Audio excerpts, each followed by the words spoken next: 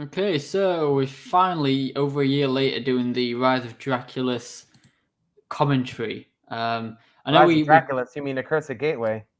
yeah, I'm living in the past. Oh my gosh, yes, I'm a little rusty today, but yeah, I remember we tried to do this commentary before and we just lost track of time, and then we meant to do it again and we just never did. So here we are a year later. So, hello everybody, I'm Harrison Gottfried. I'm one of the writers for Accursed Gateway. One of the things to note as well is that this is the first ever collab I ever did with anyone. I've had people peer review it, but I've never had anyone write it with me. So I'm going to play it. Let me know if the volume needs adjusting, if it's too loud. I'm going to keep it pretty low just so the audience can hear us talk. Of course. And obviously a And link to this episode will be in the description below. of course. And fun fact for you all, I started working for Daniel, or I was casted in Daniel's series in 2017. So that's a little fun factoid for y'all. Now, wow, 4 years. Wow. Yeah, 2017 was when you did the Accursed Gateway audition thing. End of days. Yeah, end of the days. I mean, yeah. Who's getting mixed up now? Aha, funny. I remember this idea. It started with an initial idea of me thinking I really want some Transformers to just mess around with a Ouija board, and it just kind of sprung into this idea that me and Harrison just kind of came up with. And it takes place way before the war. Well, not way before, but just before the war breaks out for Cybertron. So there's a few references to certain things, such as Megatron, Orion being a police officer and leaving, and just general like politician sort of things with the planet being under new rulership and things like that. So we originally had other plans for the Halloween special, but we ended up coming up with the Accursed Gateway. We had a few other ideas in the works, actually, one of which we will be making in the near future. Yeah, cause one of them which I won't spoil. With our initial idea, like you said, and just turn it down a bit. And the thing with that is we came up with so many good ideas, because I remember we had several good calls. Yes, we had a bunch of calls. I remember at one point I was on the floor laughing because I just couldn't get up, and there were so many. This is a reference here as well. Megatron's and Orion changing the government and PDs. That's a reference to the before the war breaks out. But yeah, we had so many ideas, and we will make them. But basically, in a nutshell, the idea was too big. It was very big. It was very big, and we were on a time crunch. So the next one we're going to do is really special to my heart. And me and Daniel had been working on it for a while. We just haven't finalized the script. So that hopefully, and I say this with a grain of salt, will be next year's Halloween special. Hopefully, yeah. I'm looking forward to that one. And I think the thing is with this one is like part of me. It's an escape room themed. Yeah, like part of me with this one, the Accursed Gateway. Part of me thinks it's like there's bits when I think, oh, I could have improved that, or I should have done this or that. It was nothing to do with the writing. I think the writing was really good, but like some of the things that I did when I filmed or edited, now I look back and think, oh, I should have changed that. But in all honesty, I think with the limited time we had, I think we actually pulled this off pretty good.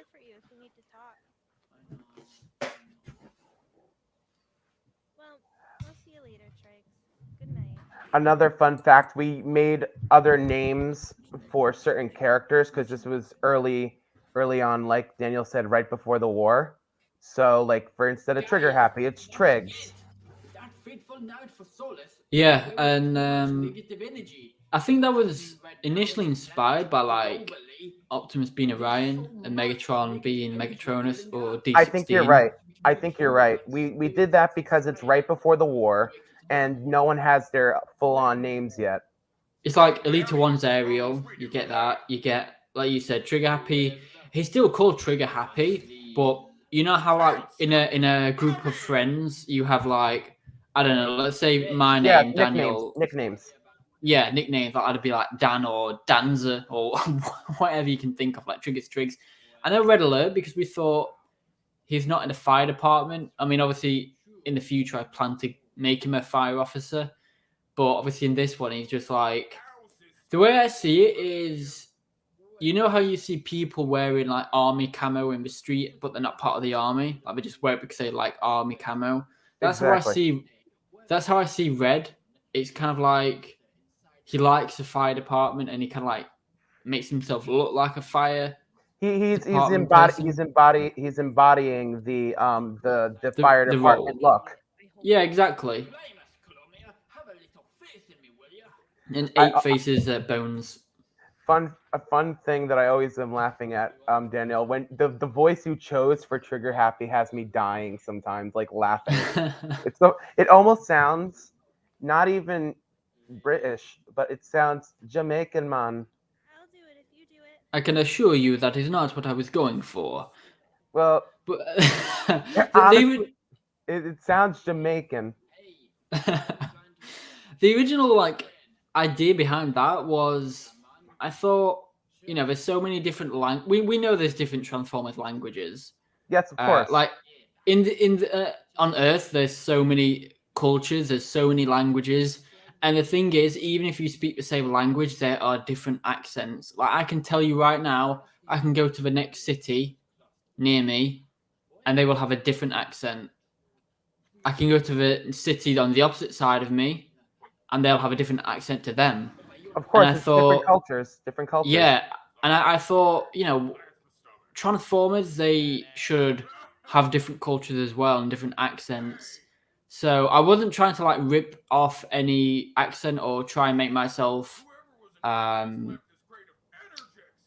Energex, get your bottle today. Sorry. Yeah, I wasn't trying to like be disrespectful or anything with the accents. I just kind of made one up, if that makes sense.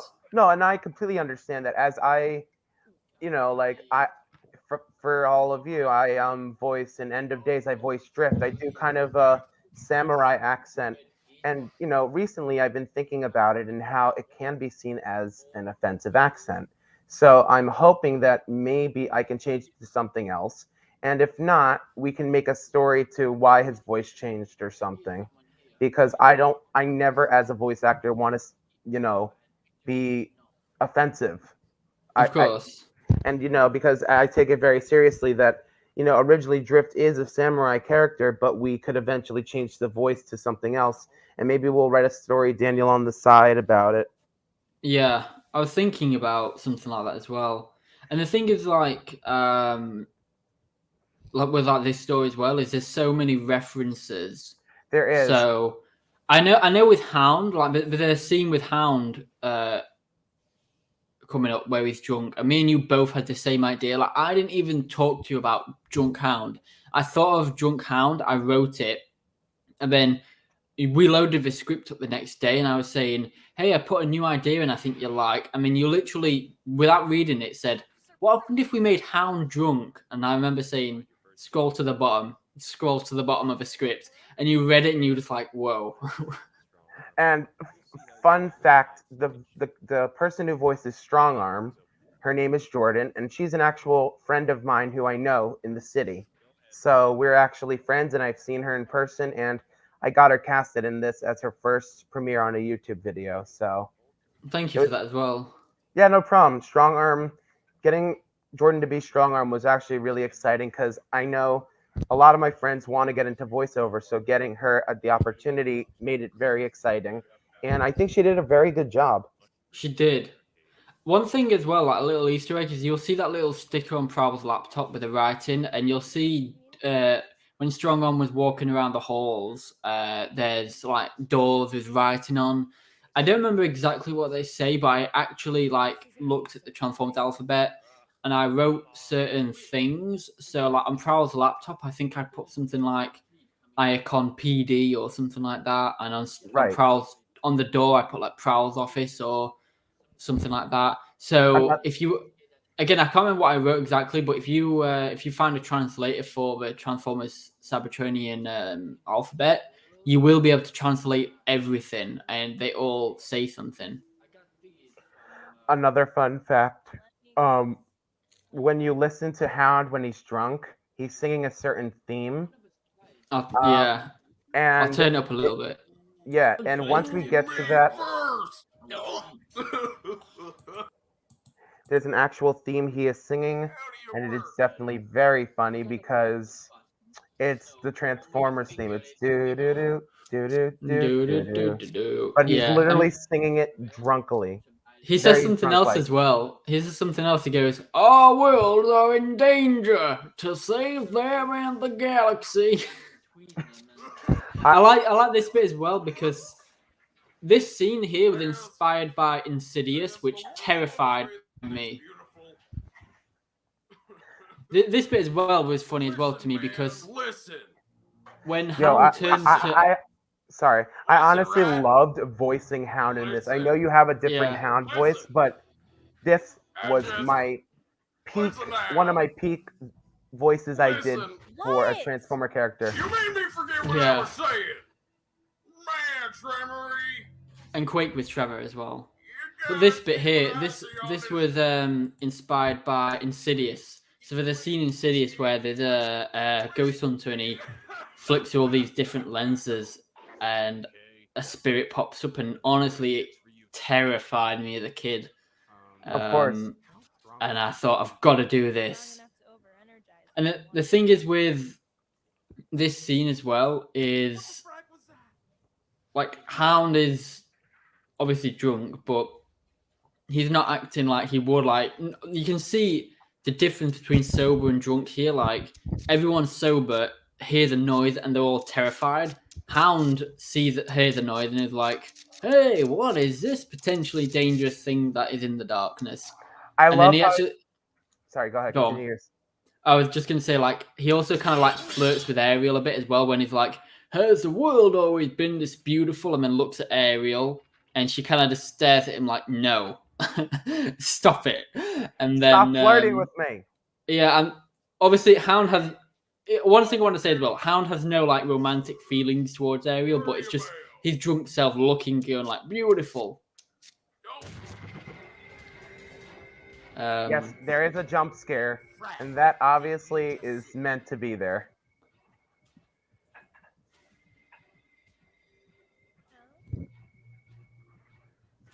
One thing I wanted to do with the two sides of this story was you've got all these youths who just want to have fun, and you got the police who's all serious. And for like Prowl and Strongarm, Prowl and Barricade, sorry, they're both experienced officers, where Strongarm, it's her second shift, and this is one thing I wanted to do is like with the police, when you go in the police, it's not really a case of, hey, we'll get a few little jobs for you to do. It's like you're thrown into it. That's the reality of policing, and that's what happened with Strongarm. It's just a second shift, and she gets thrown into a demon house, pretty much. Basically, it was a lot of fun doing this video because I was able to put my input in and help Daniel create a cool story. And I can't believe it's a whole year ago. I know. It's ridiculously crazy. More than a year ago now. I know. One thing to look at as well is when Bones Apeface sees this demon, he loses all the color. It's hard to see, but like you can see he's lost all of his color, and that's basically because he's been drained of his life force. Of course. And Red's flight kicks in. Fight or flight. Yes, and I also voiced Red Alert in my normal voice, which made it more interesting. I think the thing is as well, what I liked, I think I mentioned this to you, Harrison, is we see all the personalities. Oh, that there as well, that little hand. I'll rewind it. That little hand there is actually my hand. So you'll see a hand come. I actually green screened my hand and edited the color and opacity. So this hand here, that's actually my hand. Oh my god, I never even noticed that. Holy crap. So basically what happened was when the demon starts draining bones and feeding off fear of the group, he kind of like materializes a little bit. And like I was saying, we see all the different personalities of the group. So Red Alert is paranoid. Trigger Happy makes a dig at it. Trigger Happy is acting confident. He is arrogant. He's slightly egotistical, but he's kind of like he likes to think he's the leader of the group, and Quake is more like reserved. But when we see it, Quake is the one who gets everyone out, saves everyone, and Trigger Happy is the one that freezes and thinks, oh dear, what have I done? Exactly. Around Trigger Happy again. Orion can suck Orion can suck mine. Control. That was another reference as well, like how Prowl said, Ariel, Orion won't be happy when he finds out you've been hanging out Trigger Happy again. The thing is, Orion was a police officer. They got dragged away. And Bones obviously, please help us. Ariel is his girlfriend and she's hanging around Trigger Happy, the criminal. And it pulled him, Chromia, and Tremor together and threw us all around. Lying to an officer in the execution of his duty. Ariel is actually Derek O'Barry's partner as well. So, and Chromia is Derek's and Ariel's actress's friend in real life. So we've got quite a few friends on this one. We've got friends on the Transformer side, huh? This is where Red's having a breakdown. The demons are influencing him as well, like altering his perception. Sparks with Unicron. I'm his and his alone. I am. What is this madness? Red is the most vulnerable of the group. Is that too much to ask? And you can see Barricade reaching for his gun there. Did you ever see that? Like if I just quickly rewind it 5 seconds. Barricade there is reaching for his gun because he's thinking like something's not right here. He's not going to shoot Red, but he thinks something's going to come out the building. Cherished, enlightened. Get back, Red. And obviously the shadow encloses him. I'll see. That also is my voice. Yeah. Control requesting backup immediately. That you'll all see with actually Red being possessed. Barricade. Watch these. Strong arm, you're with me. Please, officer, please don't go in there. Another thing that I did with the police is the fact that Prowl goes in with strong arm because it's strong arm second shift, so he's kind of getting to know her still. But at the same time, Prowl don't want to leave strong arm outside with a bunch of kids. Exactly. Because obviously she's not that confident in the job yet. But she's not. She's new to the field. Yeah, so that's why he leaves Barricade out, because it's like, you know, Barricade, you can deal with it if anything kicks off. And that's why he leaves Strong Arm out here now, because he thinks whatever's inside the building is more dangerous than these kids. So that's why he has that sudden change of personality or decision making.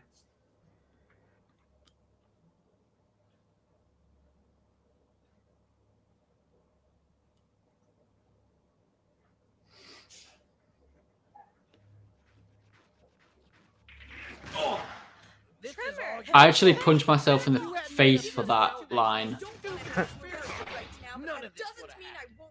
If you look at the blooper reel, I actually go like, oh! And that's the same line that I used. Didn't know any of this would happen.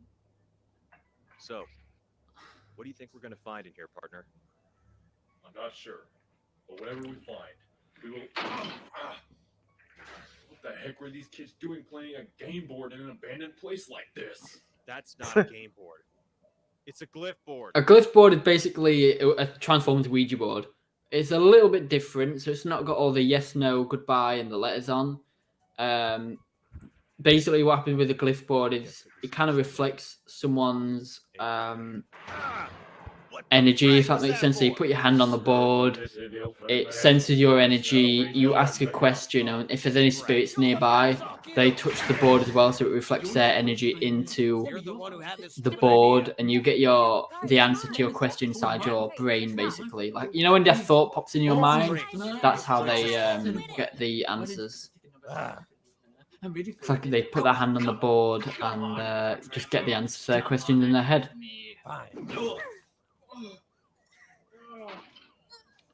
You can hear the police approaching in the background. Oh, you're so dead Get now. back! Now! Degenerate, you know that? Then get out of my life. Taser warning. Get back! Oh, Trevor. Again, Trigger Happy's kind of like, oh, I've made another mistake. Because the thing is, like, the friendship group in, like, the Decepticons as well is, like, Trigger Happy, Quake, and Croc. And Trigger Happy and Quake, they're very close, but at the same time, they kind of hate each other. Like, they're best friends, but at the same time, they just argue a lot. You think you've done enough? Stay right where you are. Don't move. Turn around. I said turn around. Actually, I'm proud of both Jordan and my acting on this bit, where he's getting arrested. Give me your hands. Now I said. I'm arresting you for assaulting a police officer, resisting arrest, assaulted on suspicion for several counts of manslaughter. You do not have to say anything, but it may harm your defense. If you do not mention when questioned something which you may later rely on in a Cybertronian court of law, anything you do say may be used as evidence. Reasons for your arrest is to prevent injury, prevent your disappearance, and for the purpose of investigation. Well, I think one just go on. Sorry. Go. I was very proud of Jordan for reading all that. I know she doesn't know much about the Transformers field, but Cybertronian, it says Cybertronian, actually was not bad. Yeah, it was good. And the thing is, like, I could have said, can you redo that line? But the thing is, people say words differently anyway. Like, if you go to, again, the next city and there's different accents, people will say words differently. Like, I know people who, instead of saying money, they'll say money or money. Or if they say home, they'll say home. So it's kind of like words are pronounced differently as well. Of course. And again, I just thought, you know, have a little bit of a different take on it. Maybe Strong Arm says some things differently. I think one reason why Trigger Happy was arrested, obviously he assaulted the Strong Arm before he hit Tremor. Exactly. Or when he was like trying to get Tremor to hit him. But basically what was happening was I was looking at the script and I was thinking, okay, Ariel and Chromia, I trust them to stay where they are. Trigger Happy is pretty much a known petty criminal. If Strong Arm leaves him to go and find Prowl and Barricade, Trigger Happy's going to go. He's not staying. True.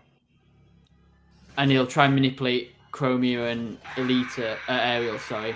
So I thought, I've got to get Trigger Happy to stay, but I also want the audience to hate Trigger Happy. So I thought, what's better than Trigger Happy assaulting a female police officer who is on a second shift? Right, you're basically assaulting a new officer, and technically in the world right now, we're dealing with a lot of police brutality, so I mean, it does tie in technically. Yeah. Because there's so much going on about how police officers are, you know, mistreating people, and there's cases about, you know, them killing certain individuals that didn't deserve it or it was unjust. And I honestly think doing a police bit definitely helps promote good officers instead of just saying that the whole force is bad. Yeah. That's one thing I want to show in this story as well. Not this one, but like my universe. There's going to be cops who would like Strong Arm, who generally want to help, and there's going to be ones who aren't very good. And right, ones who are dirty cops, as they say. Dirty cops and good cops.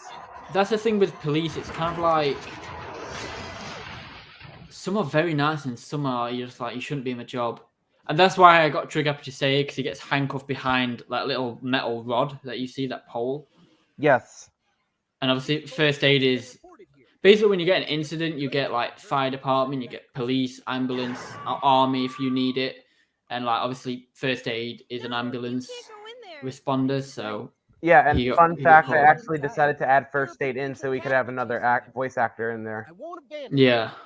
Don't You'll notice all the worry, symbols I'll are be covered back. up as well, like first aid's Autobot logo is covered up, obviously because of the war. Trigger Happy has his Decepticon symbol because this is, again, before the war breaks out, But he was already branded. yeah, this is where the rise to power begins. And you'll notice as well here is like with Bones, he half transforms because he's injured. So he's kind of like, he's out of it. So when he was in that frenzied attack mode, basically, and also he was possessed by the demon in the building. That's why he attacked Strongarm. Not in his yeah, own accord. kind of like an influence sort of possession, yeah. And a lot of people say like it should have. You could see Bones behind Strongarm when he attacked, and it wasn't a jump scare. It wasn't actually meant to be. I kind of wanted you to kind of see Strongarm looking. Okay, what was that noise? And then you turn and you see Bones behind her in this weird ape mode. And you're like behind you, and Strongarm just doesn't see it. Like I didn't want it to be a jump scare. I wanted it to be like, oh, he's behind you. Be okay. I'm here to help you, buddy. I'm introducing Stasis for you now. I remember Derek did like 9-10 takes on this. She couldn't get that line right.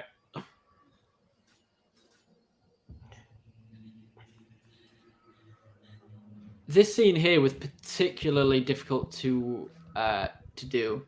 Of course, yeah. You're filming the demon.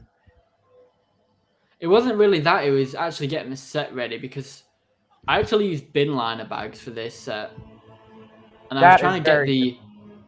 I tried to get the figures to float in midair, like with a piece of string, but it didn't work, so I had to green screen them in. But I only had a certain number of bin bags because we were running out, so I was kind of thinking, oh, this is hard. And it really was a difficult scene to film. Not physically, like moving the figures around, but just setting the setup was hard. There is one shot in here as well that I do like. I like this one and the one when she gets thrown around. Yeah, when she gets thrown around, it's very smooth. That one. I love that one. Basically, because she's new, she's hyperventilating. Well, even if she was experienced, I think she'd still be terrified. Oh yeah, this is where the girls break the shit out of the board. The thing is, what I want to do with the board is kind of like a typical horror film where they have a Ouija board and the parent comes and burns the board and throws it away. And then they go back in the house and it's like there the next day intact, like nothing happened. Obviously, you see the board smash. Yeah, a little bit of foreshadowing. At the end, we see the board still is intact. And Bones actually grabs it in his ape mode, so it kind of suggests, maybe Bones, there's something else to him. And also, Bones is still slightly under the pull of the Ouija board since it still exists. The thing is, it's not a case of it exists now, it's the fact that the connection's made. Right. The connection's been made. Yeah, the connection's been made. He is still under the influence slightly of the board. And without it being destroyed, or it's still controlling him somewhat in some way. And hopefully that's going to be part of our story for the next Halloween special. Because we need like a villainous character. So we've been thinking about... Don't give too much away. Yeah. This is like early morning, this scene here. You're just lucky the police don't have a charge for paranormal activity. Yeah, that was pretty funny. Charge for paranormal activity. Call the Ghostbusters if you need that.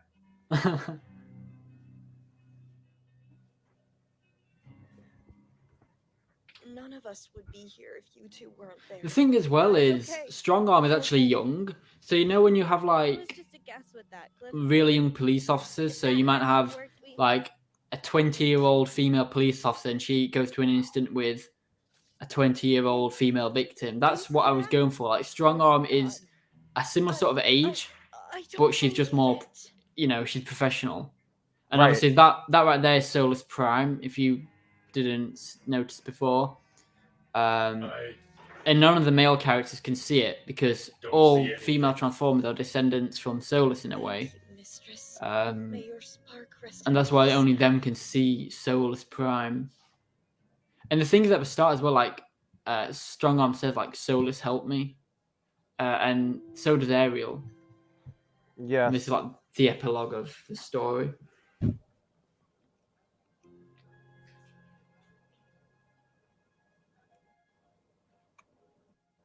I love filming with Siege Megatron. This is basically post the Accursed Gateway stuff. So now they're basically like everything. This is what's going on, and you can see that Ape Face, which was Bones, has been affected by the possession. So I hereby honor your contributions to the service. It just made him look like he's sitting in a corner. Yeah. And like you can see the characters in the background, like other police officers such as Crosshairs, Orion Pax, and obviously Orion's a former police officer in this. So he invites his girlfriend Ariel, who invites her friend Chromia, and obviously they all become friends with Strong Arm. They form a connection. We've got Groove there, and those words on the background as well, where that door is. They all have the meanings of translation as well. The laws of Cybertron.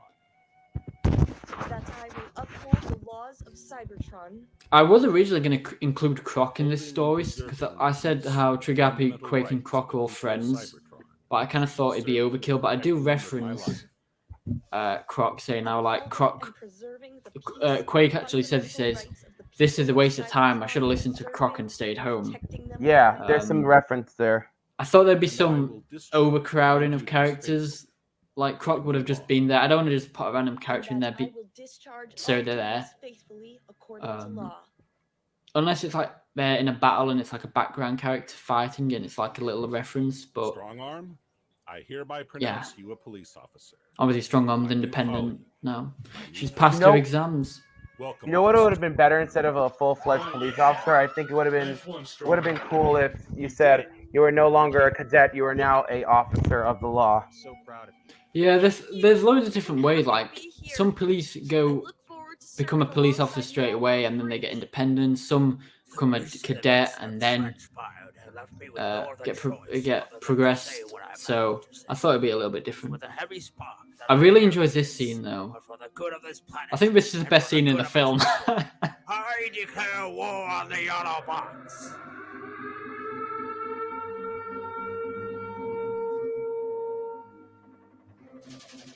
And what I love about this scene is we see the friendships have either maintained or fallen apart. So Quake, Croc, Trigapi, they're still together. Ariel, Chromia, Strong Arm, they're together. Protectobots are together. We've got the Combaticons. We got and Prowl versus Barricade. And as well, you actually see Blastoff and Vortex in the background. I'll pause it on the shot. It's only for a split second. And obviously Barricade is thinking whether to shoot Barricade or not, so it shows he's not fully against him. He's still having that thought in the back of my mind of Barricade is my friend. That shot there as well, I'm just pausing it. So when I did this, that is actually the stock image of Elita 1. Because you didn't have Elita 1 at the moment. Yeah, so I had to use that. And I'll pause it when Vortex and Blastoff come. Obviously, we've got magazine set. There we go. Top right, top there. Vortex and Blastoff right there. Oh, yeah. Just a split second. But the thing is, Combaticons drive down a building in a minute. And that's why, because Blastoff Vortex come and they can combine. We gotta form Defensor. And this is the first time you've ever done a combiner, right? Yeah, it actually turned out pretty good, I think. Yeah, this is the very first time Daniel recorded a combiner scene, so... Autobots, advance! I tried to go really young with Optimus as well. Right. Defensor just got knocked down immediately. Basically, he's not a fighter. No. I wanted to as well. Sorry, go on. And that is basically, everybody, Accursed Gateway. So we want to say thank you so much for listening to the audio commentary. of the Accursed Gateway literally over a year later. And I am very proud to say it came out very well. And I'm very happy I had the opportunity to work with you, Daniel, because it gave me an opportunity to write and help direct something. So I was very happy to be a part of it. I'm happy to have you. And I think the thing is with like writing is the more you do it, the better it becomes. And it was good to have different perspectives on writing, because I had some ideas, you had some ideas, we combined some ideas, and it's really good to get like second opinions. Like obviously we can peer review each other's stories, but I think when you really collab, you really get a different feel. Of course. So yeah, I always include like little messages at the end of the video, like here. I do it on every one. I know some people will read it, I know some people won't, but I kind of like to have it just there to me to look back on when I've finished my universe and think, oh yeah, a little message. That's summarize this project. Oh yeah, and I remember that I gave you the Matrix Workshop upgrade kit. I forgot about that. You did. Oh yeah, and the True Friend. You did, and this was originally meant to be a Halloween special, but I tried my absolute best to get it done on time, and I actually didn't, so it became Bonfire Night special. And the end credit scene will happen in a moment. We'll see. There is something at the end. It's like a Marvel movie. There's always an end credit scene. Well, at least in this, there is an end credit scene. Not all, but.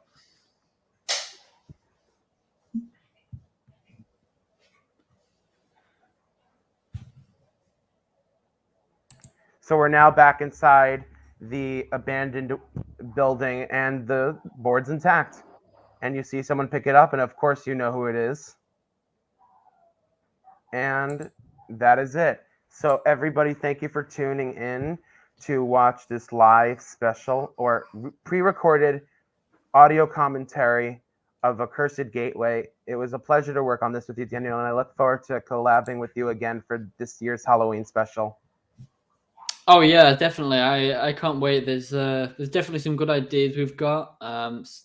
There's quite a few stories that I actually want to collab with you on. We've mentioned a few of them. Yeah, we have mentioned a few. I'm excited for the future, and obviously if there's any questions that you have or any of the audience have, please feel free to ask. And we will do our best to answer them in the comments section below. Yeah, definitely. But yeah, it's good to write the collaboration stories. So exactly. Yeah. Have you got anything else to add before we end? I just want to say it's been an honor to work with you, Daniel, and I really enjoy it because you helped me launch a good part of my voiceover stuff. And fun fact, your Rise of Draculus video that you just did. Oh yeah. That was my 40th video that I voiced the character in. So thank you for giving me the opportunities you have given me. And I just want to say thank you to the audience for always tuning into Transformer Fans videos. And we look forward to seeing what the future holds. I appreciate that, honestly. And, just having you in the project, it's weird because the audience might not see it because they, when you watch someone's videos, I do it as well. Like when I watch people's videos and they talk about other people they work with videos, and you just think, oh, that's cool. But you actually don't see how close you actually get. Like me and you I think we've spent so many calls together, like literally hours long, every single day, every week of every month of like for the past 4 years. It's been a great ride. Yeah, you don't see how close you actually get. So to actually write, we're both big Transformer fans, both good friends, best friends, and to actually write something we're both passionate about with someone we both enjoy talking to, it's incredible. It was a very fun journey, and hopefully, Daniel, with the pandemic dying down, I will get to meet you in real life at TF Nation in 2022. Oh yeah. So hopefully we can even do a video about that. That would be fun. I hope so. Yeah, that'll be very good. But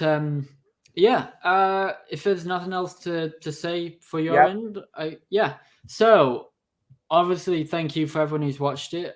Please share this video with other fans of Transformers, friends, family, anyone who you think you'll enjoy. And don't forget to like, comment, subscribe, and follow me on Instagram at TFVampire1000. Also, I did actually upload a recent video of the space chase, but I actually did a video with the health bars. Swerve this Axel with health bars. First time I've ever done it. So go check that out. I'll leave a lot of video links at the end of the video. And one last thing, like Daniel said, don't forget to subscribe to him. And Check out all his Harrison. videos, and yeah, mine too, because we are big fans of the Transformers, and we want to give you an experience that you guys will enjoy. So, again, thank you for everyone tuning in, and we'll see you next time. Till all are one. Are one.